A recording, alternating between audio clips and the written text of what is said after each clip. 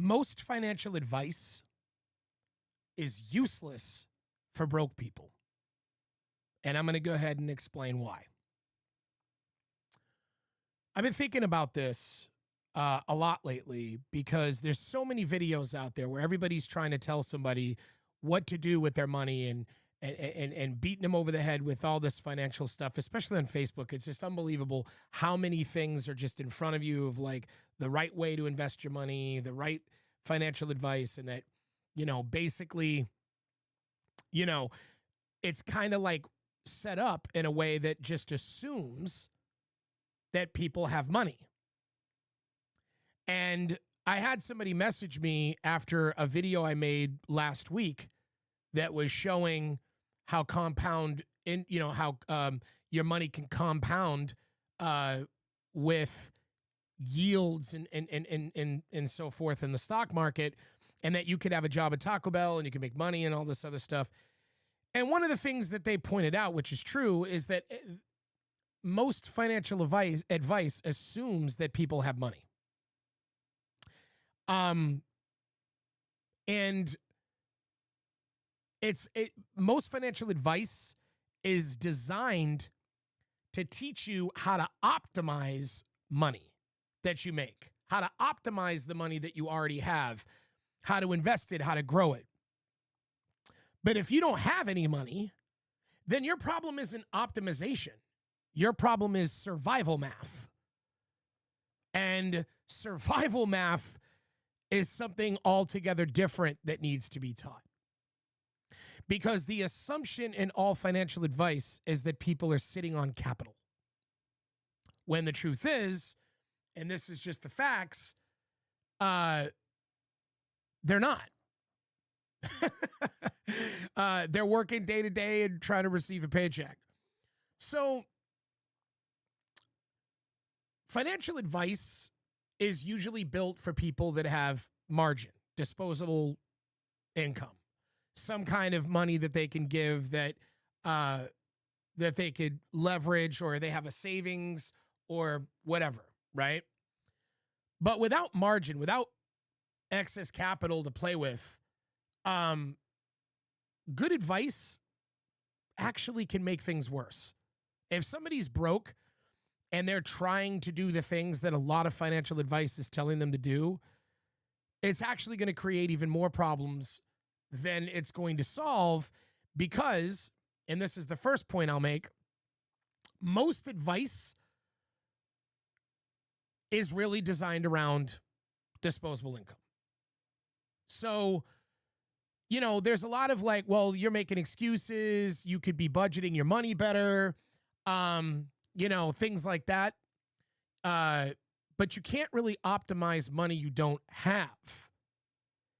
And the just save more money, just yelling at them to save more money isn't really solving a problem because it ignores the cost of surviving. And what are the costs of surviving? 45%. Please hear me when I say this. 45% of all Americans make $75,000 a year or less. That's almost half the country. Keep in mind that when we do statistics based on this, they include all the American citizens from 0 to you're in hospice. Everybody.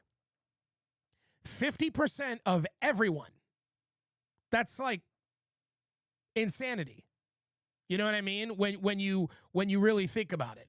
50% of everyone. So it's kind of like, okay, well, $75,000, that's nothing to shake a stick at. Wrong. Because the average cost of living across the country right now in the United States, annual cost of living is $77,000 to $80,000. So $77,000 to $80,000 a year.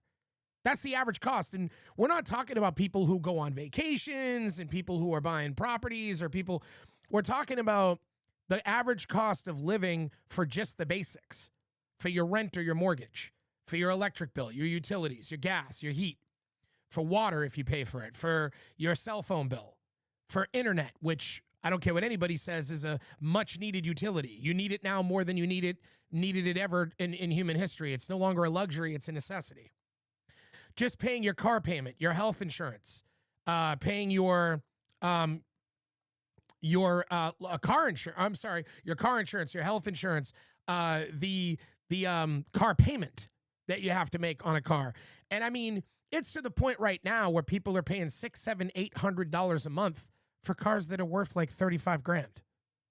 Like, it isn't like it used to be where you could buy a car for 35 grand and make $200 a month payments.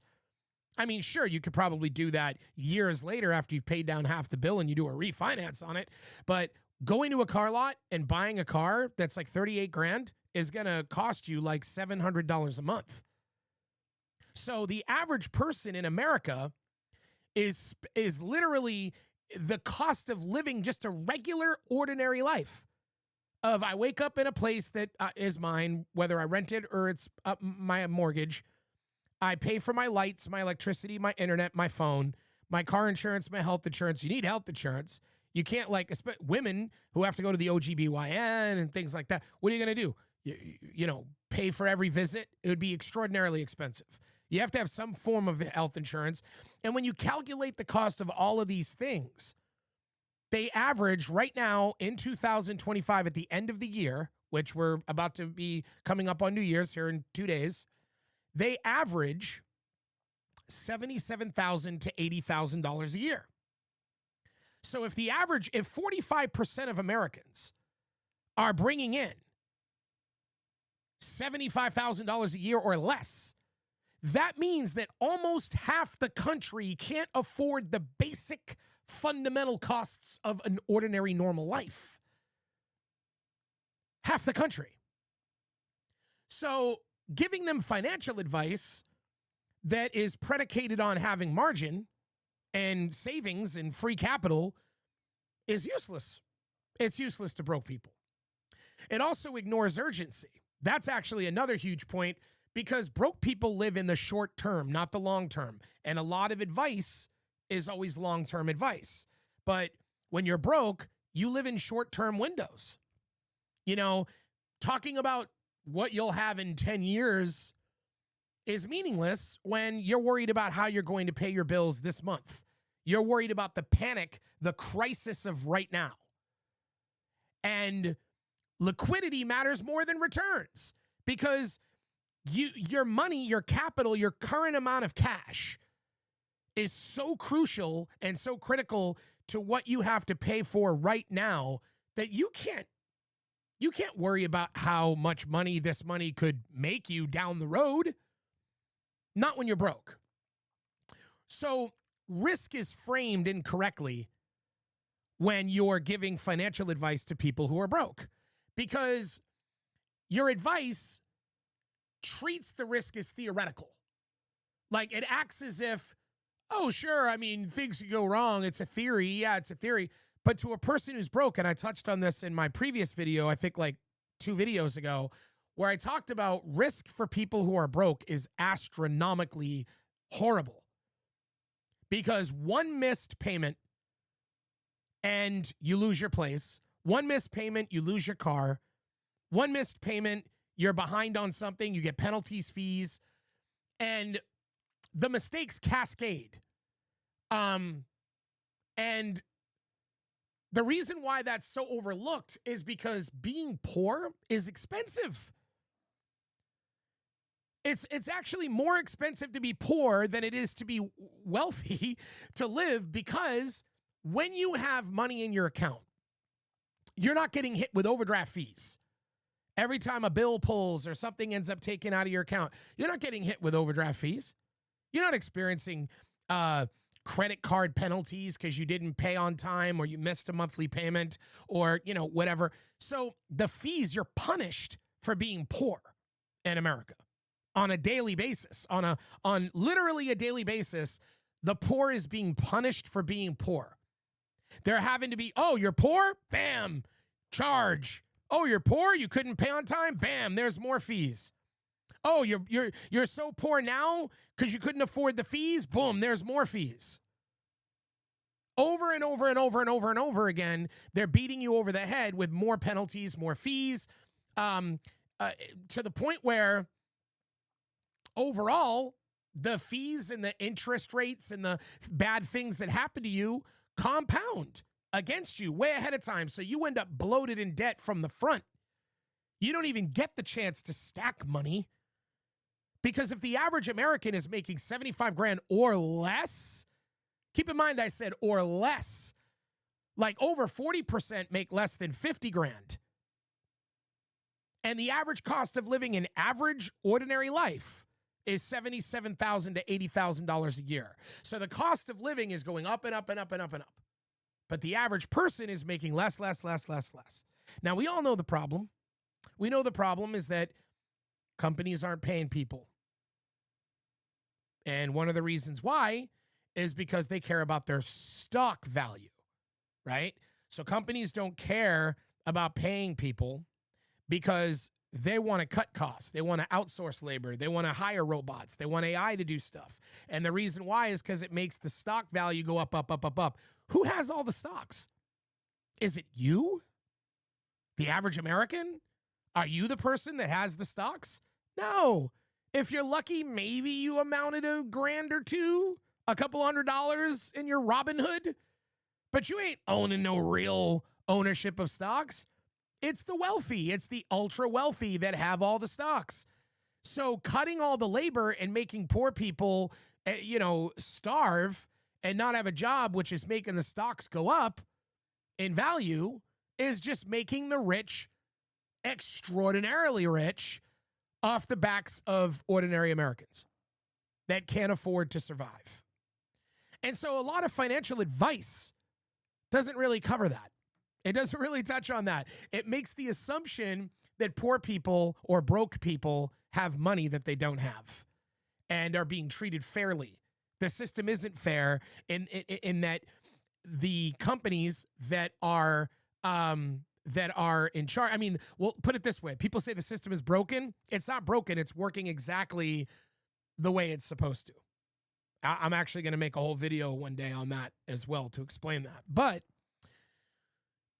the other thing is the constant beating poor people over the head with this idea, well, you're not disciplined. You're not disciplined with your money.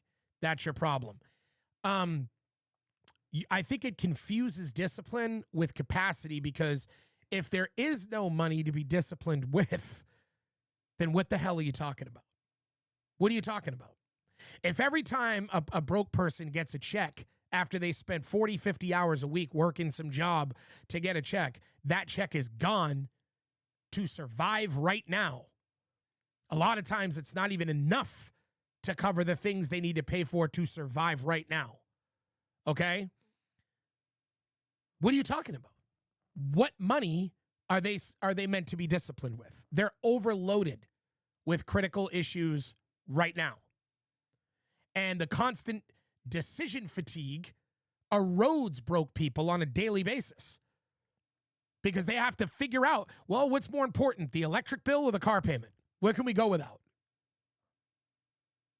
Half the country has to ask themselves that. I want you to really, really embrace the fact that half the country has to ask themselves that question. They have to actually decide, do we buy groceries right now? Can we live off ramen noodle? Because we need to make sure that we pay the utility bill.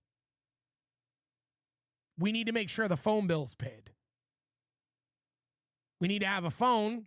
We have to be able to contact people, be in reach. We have to use it to, promote ourselves or whatever it is we're trying to do. We have to apply for jobs online. We have to use the internet, right? So you're sitting around questioning little things like that. Do I pay the internet? Maybe we can go without the internet. Maybe we need to eat. Maybe I could lose weight this month. These are decisions, and these are the daily constant decisions that broke people have to make that wealthy elite people don't know anything about and will never understand, because they live in a completely different alternate universe and they just don't understand this. Willpower is not infinite. When you're broke and you have the will to keep going and the will to survive, and you keep on doing everything that you can do to make money come in so you can take care of the immediate need now, that is not sustainable. People give up. They give up. And that's the reason why suicide becomes a thing. That's the reason why people, they check out. People give up. They become drug addicts. They give up. They fall through the cracks because they get worn out. They get worn out. The game of survival is no fun. Imagine that 45% of Americans don't even make enough money to cover the basic expenses of the fundamentals of living on this planet. It's horrendous. Not good. So we have to stop pretending that the system is neutral. We have to stop giving advice that assumes that there's fair access to capital and margin, because there isn't. We have to assume that the poor, we have to stop assuming that the poor doesn't pay astronomically more money for being penalized for being poor.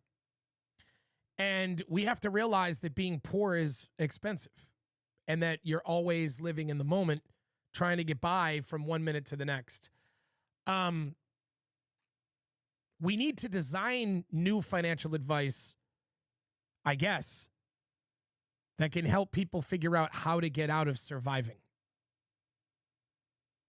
But then that begs the question, is it broke people who need the advice? Or is it wealthy people who need the advice?